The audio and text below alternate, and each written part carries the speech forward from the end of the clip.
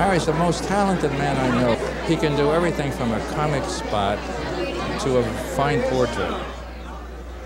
To me, he's incredible because of the wide variety of his talent is unbelievable. I mean, you know, it's not just this type of painting or that type of painting. I marvel at it. I've been, through circumstance, involved in many facets of the world of art. I've been in time a editorial cartoonist, a comic strip cartoonist, an illustrator for the major magazines of the nation, a muralist, a portrait artist.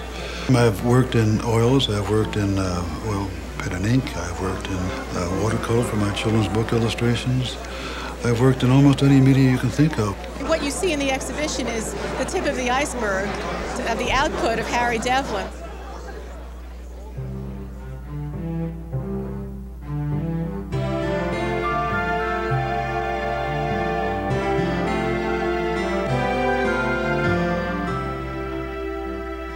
A very typical day, by the way, and it's a 7-day week that we work, is to rise at 5:30, be out at the studio at 6, to work until noon, to nap until perhaps 1:30, knock off a crossword puzzle in the process, and then work again until possibly 5. At that time, Wendy says I have to quit, and we come in and she beats me at Scrabble. I was born in Jersey City, New Jersey, in 1918, and had an older brother, mother and dad, who were very kind and very good to me. They encouraged me in being an artist. Early on, my teachers encouraged me. In the 3rd grade, for instance, I was always asked to be the one to draw on the blackboard. If there was a caterpillar to be drawn or something. This is not uncommon. That encouragement placed a stamp on one to be an artist. When I was 14 or 15 years old, I got tetanus, and I was not supposed to live because in those days most everybody cashed it in when they had tetanus. My dad bought me a lovely original of Howard Chandler Christie, and that wonderful thing was propped at the end of my bed as a sense of get with it and get better and start doing this sort of thing. The very first money I ever made in art was as an assistant to my art teacher in high school.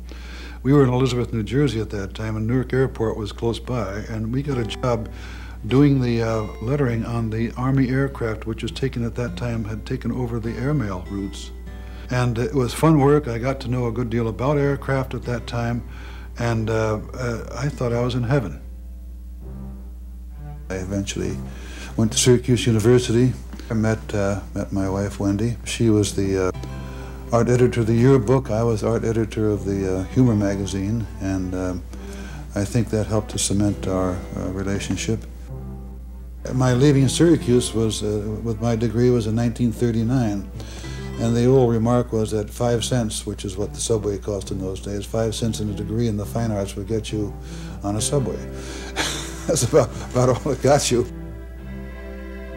New York, of course, was the great mecca for the arts, and it still is. But New York was essentially the great place of publishers, advertising agencies, and magazines. I, with 2 roommates, moved to 37 West 10th Street and had for $45 a month a perfectly lovely studio on the top floor of a federal building there, federal brownstone. It had a skylight, a fireplace, it had a kitchenette and a bedroom where we could live, and at minimum prices. Not far away was the building that housed Street and Smith, which was the largest publisher of the pulp magazines. And I wound up doing for $15 a crack. Now, $15 doesn't sound like much, but if I could get 3 a week, I could live pretty well. This was very exciting for him. He was a success. Walter Winchell mentioned Harry in his column, saying this is the place for young people to be.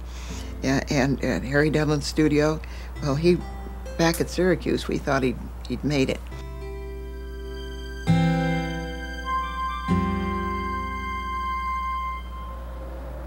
One day on a Fifth Avenue bus, seated across from me was a man who looked vaguely familiar. He too was carrying the large portfolio which is identified with artists. He wanted to know what I was doing, and I showed him. He said, "Boy, this is a great thing," he said, "because they're looking for somebody who can do this kind of work."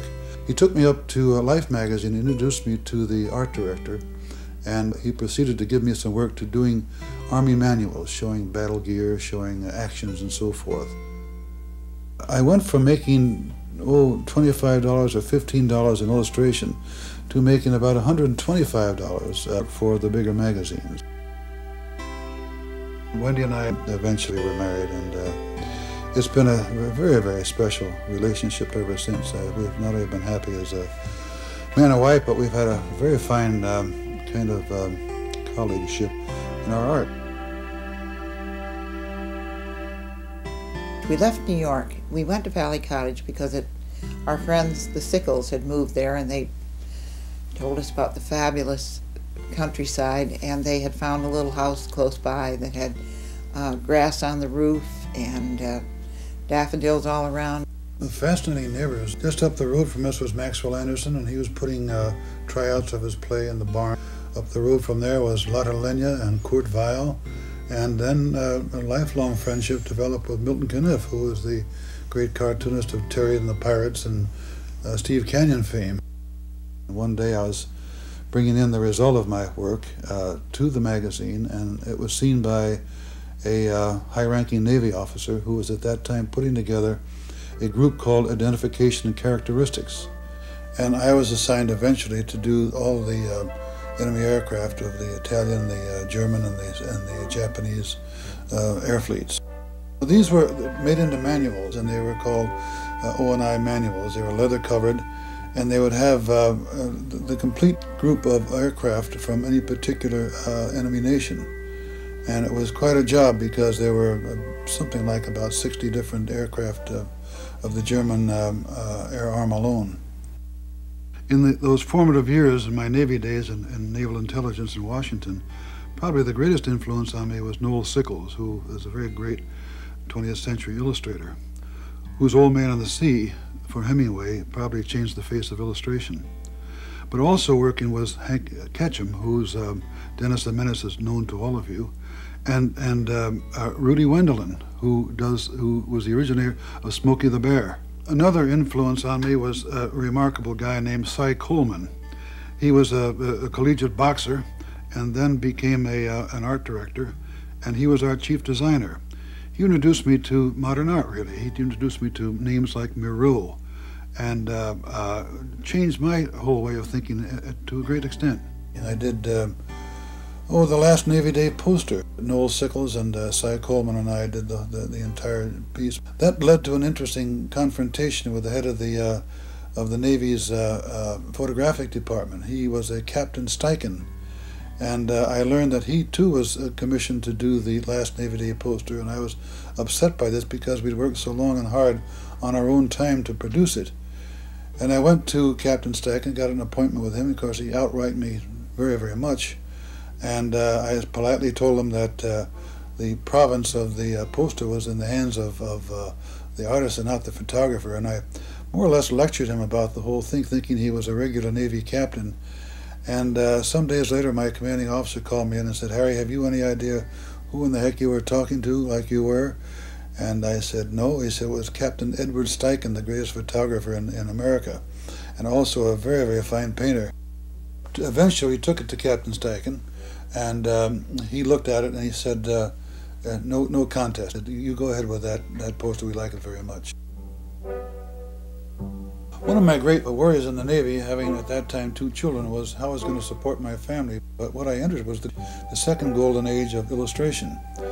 And there was a great demand at that time for illustration. And with the work that I did in the Navy, I was very, very quickly able to get almost all the work that I could handle.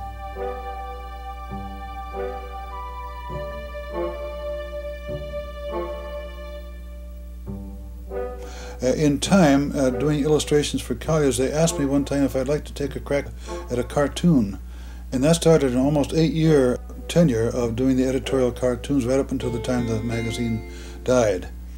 His political cartooning was one of my favorite periods of Harry's art. They were very strong, they were beautifully drawn, and I think it was one of his greatest periods. He produced some of his greatest work then. I was the editorial cartoonist on the Daily News, the New York Daily News, at that time the largest newspaper in the world. It went along very well until an editor one day asked me to do a pro-Joe McCarthy cartoon. This went against my grain. I thought Joe McCarthy was an iniquitous influence on the United States and on our Constitution and anything else I could think of. I refused to do it, and that was the end, summarily, of my editorial cartooning days, because I was not only fired, but word got out that I was thin-skinned, wouldn't take direction, and probably a pinko. I realized in retrospect that that was one of the smartest things I ever did. We chose Mountainside as a place to live because there weren't many artists here. That's a strange thing to say, but I did notice in Westport, when we were looking around directly after the war for a place to live, that there's an awful lot of looking over one's shoulder, seeing what the other guy was doing and so on. And I did want to do that. I sort of wanted to do my own thing. We found that living in this house, this great big old Victorian house, was ideal for us with 7 children. The hurly-burly of the thing suited me well. When the kids came up and looked to see what I was doing, it was fun. Art, as you know, is a very lonely business, and it was never lonely around here.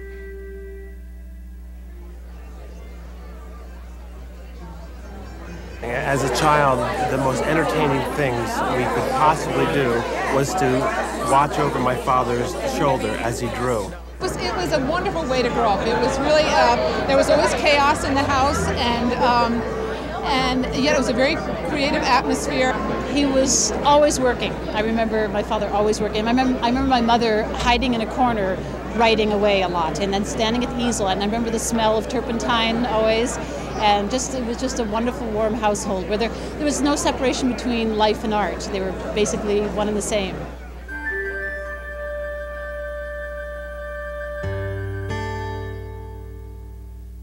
About 1954, the golden age of illustration dropped dead. The advertising dollar went from about 70% print to about 75% to a new medium called television.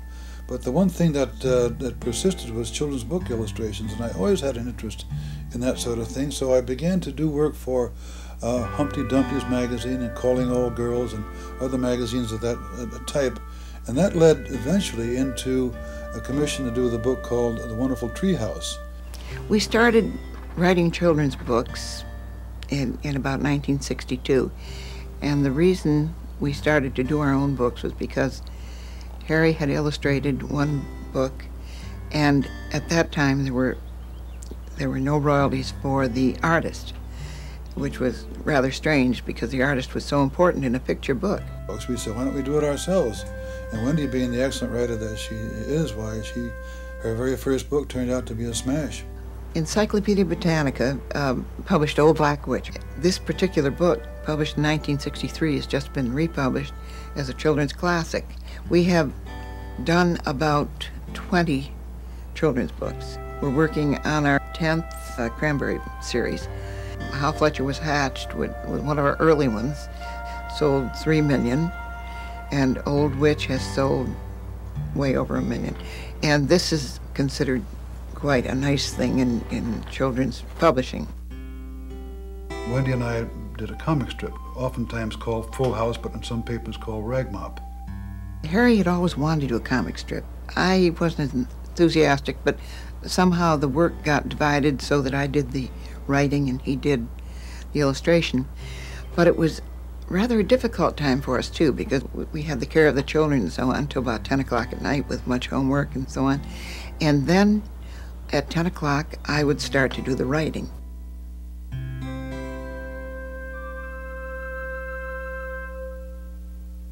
Cartooning was different. That's why one of the reasons I love cartooning, because you did it right out of your head. No references, nothing. You just did it. The progression of my work, illustrating, cartooning, doing murals, all the things that have happened in my career have led inexorably, I should say, to my final dedication, which is the painting of architecture. One of the great changes that came to my career was a chance meeting at lunch at the Dutch Street Club in New York with Eric Sloan, who was a great painter of American scene, and Bernard Russell Smith, probably the greatest wood engraver this country has ever seen. And they kind of took me apart. They said, Harry, your work is all over the place. You're doing cartoons, you're doing illustrations, you're doing this and that, and nobody can get a handle on who the heck you are or what you're doing. Why don't you find some particular corner of the world to call your own to paint? Do you have an idea? And at that time, my mind quickly clicked into American domestic architecture as a subject. Early on, I discovered myself doing illustrations of putting interesting houses in the background, fine old ones. And I grew up in Elizabeth, where there are lots of good old Victorian houses, and I would lean on those sometimes in a cartoonish style, almost as though it was funny. Further examination and looking at what I was looking at brought to me a respect for these old houses, and I stopped using them as jokes. I began to use them as things worthy of aesthetic consideration. We always used old homes and Victorian homes and so on as a background in almost all of ours, to kind of classicality maybe, or a feeling of reaching back or stability and that sort of thing. Talking with Alvin Trussell, my old editor, we decided one time, because we both were interested in old houses, to do a book called To Grandfather's House We Go, which was for young people. It was a primer of American domestic architecture. It was a very successful book. It's interesting to think in my own terms that the first book I did on architecture, that the houses were done as illustrations rather than paintings. But by the second book I did, which was called What Kind of House Is That?, I was thinking more in terms of paintings, more in terms of the aesthetic impact that the paintings might have. What Kind of House Is That was a book of oddities. Oh, for instance, the Elephant House down on the New Jersey shore, and other houses that had extraordinary uses. Using the illustrations from those two things, I was able eventually to do portraits of American architecture, and that, of course, was the senior version of What Kind of House Is That? Over a period of 20 years, I did the paintings and did enough research to eventually be able to call myself an architectural historian.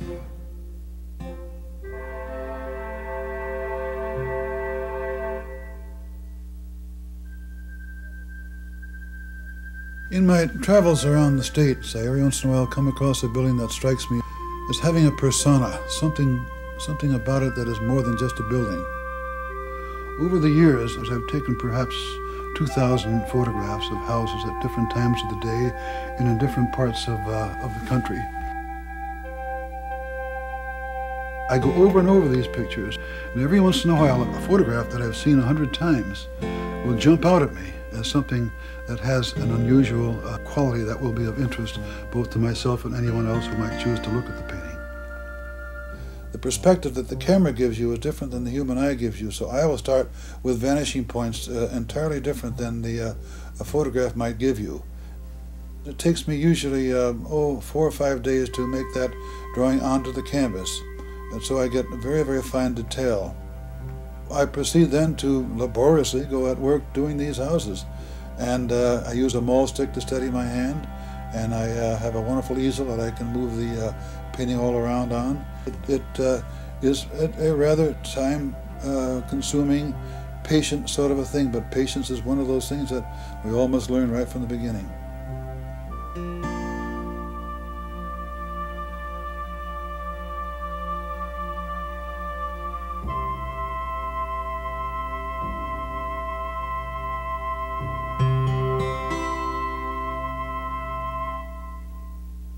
Photorealism is much misunderstood, I think. There are those who carry it to an extreme and do it exactly as the photograph does.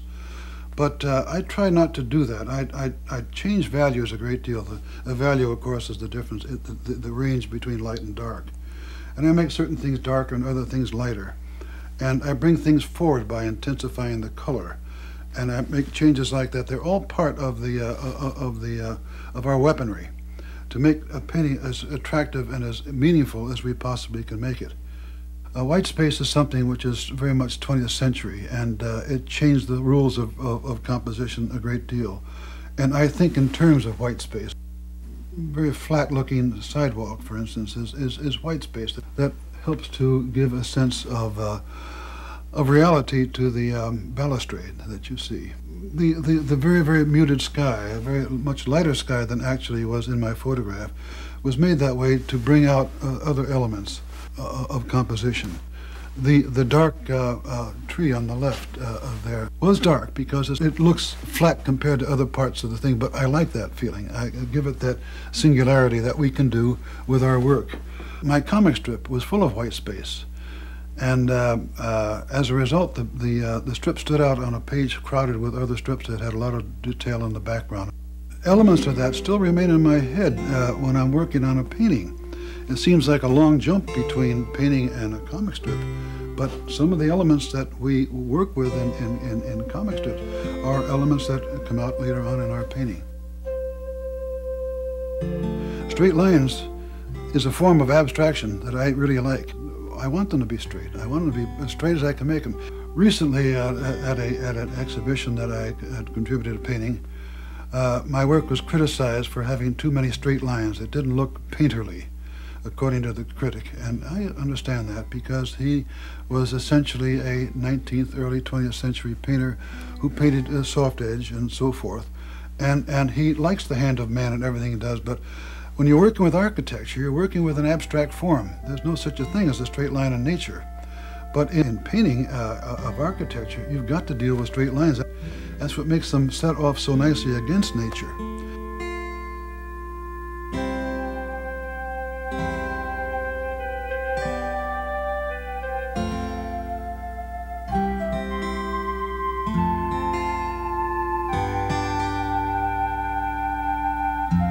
Because I am bound to give an accurate description of the house, I don't change a brick.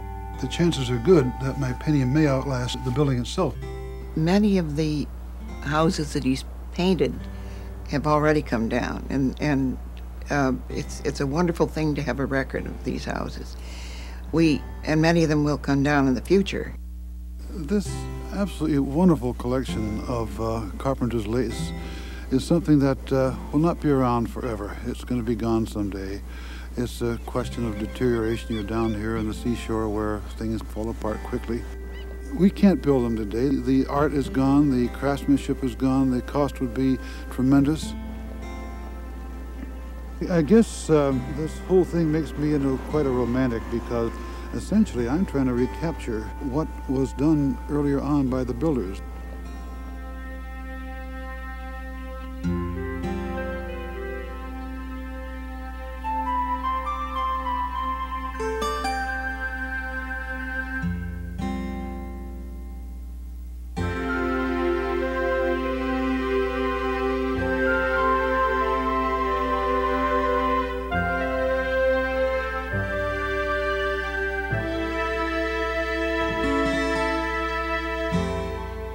As a young artist, I've really was much more interested in style. As you grow older, you're much more interested in what you're saying, and how you're saying it becomes less interesting. There is sometimes a sense of put down for illustration, for other forms of art, which I find totally unacceptable. I think of Edward Hopper, who worked for many years as an illustrator. Most of the Ashcan school did.